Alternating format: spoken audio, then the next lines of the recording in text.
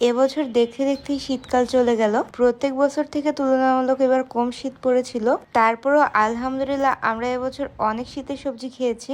নিজেদের বাগান থেকে সব অর্গানিক সবজি খেতে খেতে এখন আর বাজারের কেনা সবজি একদমই ভালো লাগে না। যেহেতু শীতের এই সবজিগুলো মোটামুটি শেষ, তাই এখন আমাদের আবারও নতুন করে বীজ সংগ্রহ করতে হবে, যাতে গরমের টাইমেও আদা দিলে সবজি বাজারে কম যাওয়া লাগে। আপনারা অনেকেই আমার কাছে জিজ্ঞাসা করেন আমি বীজগুলা কই থেকে সংগ্রহ করি। প্রত্যেকবারই বীজ থেকে গাছগুলো হওয়ার পরে আমি আপনাদের সাথে ভিডিওগুলো শেয়ার করি। আমার ভিডিও শেয়ার করতে করতে দেখা গেল সেই সবজির সিজনই শেষ হয়ে যায়।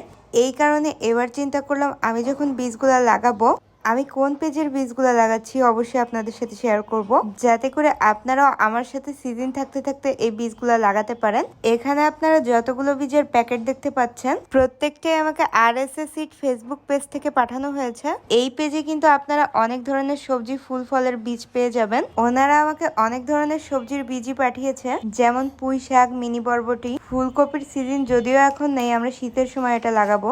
আরো পাঠিয়েছে ব্ল্যাক টমেটো, বিন্দু লাউ, চিচিঙ্গা, চাল কুমড়া, সবুজ মূলা, জাপানি শসা, ডাটা, কালো গোল বেগুন, কেরালা সিম, জাপানি পামকিন এবং জারি সিম। মাটি প্রসেসিং এর কাজ শেষ হলে আমরা এই বীজগুলো লাগাবো। নেক্সট আপনাদের সাথে ভিডিও শেয়ার করব। আপনাদের যদি অনলাইন থেকে বীজ কেনার ইচ্ছা থাকে তাহলে RSA সিড ফেসবুক পেজ থেকে অর্ডার করতে পারেন।